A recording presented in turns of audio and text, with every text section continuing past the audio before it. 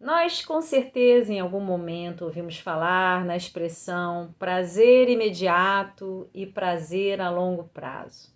Geralmente, o prazer imediato é aquilo que você faz, você recebe, te dá aquele prazer e daqui a pouco acabou. Prazer a longo prazo geralmente envolve um sacrifício, seja uma dieta, seja um curso, seja uma atividade física na academia, seja estar em oração no seu secreto, acordar de madrugada, fazer um jejum em prol de algo que você tem lutado com fé. O prazer imediato é aquilo que você abre mão desses sacrifícios, desses esforços, e você tem aquele prazer momentâneo, mas daqui a pouco você se vê de novo numa situação que precisa de mudança. O prazer a longo prazo, não. O prazer a longo prazo exige esforço, sacrifício, foco, disciplina, intencionalidade. Você sabia que o Senhor Jesus também passou por isso? A Bíblia diz que ele veio como 100% homem, embora também fosse 100% Deus, porém se despiu da sua divindade. Ele estava aqui como eu e você. E ele também passou por esse tipo de situação, ter que escolher entre o prazer a longo prazo e o prazer imediato. Uma das passagens que me revela isso é exatamente aquela em que ele se encontra no Getsemane, prestes a ser preso e prestes a ser levado para a cruz. Naquele momento, diz a palavra, que o Senhor fez uma oração em grande angústia. Repetiu essa oração 3 vezes. E o cerne da oração era: Pai, se possível, afasta de mim esse cálice. Que cálice era esse? Era o cálice da ira de Deus que seria derramada em Cristo Jesus para fazer justiça, para fazer juízo em relação ao pecado original praticado por Adão lá no Éden. Jesus ia sofrer a punição por mim e por você e por todos nós pelo que Adão fez. E naquele momento, sendo derramada a ira de Deus, Jesus ia ser separado do Pai. Aquilo estava gerando em Jesus uma angústia que nós não podemos imaginar. A dor dele estava tão grande, tão grande, tão grande, que como homem, ele foi tentado a dizer: Pai, afasta de mim esse cálice.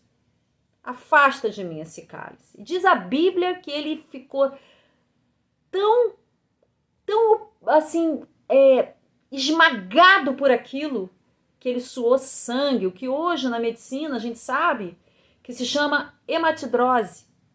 O estresse era tamanho que Jesus suou sangue. É óbvio que Jesus também ia passar por grande tortura física, mas a grande dor do Senhor estava em ser separado de Deus Pai. Era Deus se tornando pecado, sendo separado de Deus. Nós não podemos imaginar o tamanho do sofrimento de Jesus diante disso tudo. Tanto que no ápice da crucificação ele fala: Deus meu, por que me abandonaste? Naquele momento, Jesus estava sendo alvo do derramar da ira de Deus sobre ele. Mas Jesus, no final de cada uma dessas orações, ele falava: que não seja feita a minha vontade, mas que seja feita a sua. E Jesus, ele sabia que ele precisava tomar a decisão de prosseguir. Tanto que quando Pedro sacou a espada um pouco mais à frente e cortou a orelha de Malco, Jesus falou: ora, se eu quisesse, eu chamava aqui os legiões de anjos e tudo se resolvia. Jesus sabia que se ele quisesse desistir, ele poderia desistir. Mas ele não desistiu. Ele tomou a decisão dele, foi em frente e pagou aquele preço que nem eu nem você podemos imaginar o grau da dor, angústia e sofrimento. Mas o livro de Hebreus diz que o Senhor, Deus Pai, o ouviu e o livrou dos seus temores. Mas ele não foi para a cruz, Mônica? Sim, ele foi para a cruz. Mas diz a Bíblia que o Deus, através do Espírito Santo, o resgatou do mundo dos mortos, o ressuscitou, como primogênito de muitos irmãos. Jesus foi ouvido porque ele não foi esquecido na morte. Deus o trouxe de volta à vida após ele cumprir aquilo ao qual ele se propôs. E hoje eu e você estamos aqui, graças a isso tudo. O livro de Hebreus também fala que Jesus sofreu o que sofreu por causa da alegria que estava proposta. Havia uma alegria maior esperando por Jesus, após ele passar por tudo isso. Então era o prazer a longo prazo. Jesus tinha algo muito maravilhoso esperando por ele lá na frente. E sabe o que era? Era a grande família que hoje a qual nós pertencemos. Deus hoje tem uma família, o relacionamento foi restaurado, o muro da separação caiu.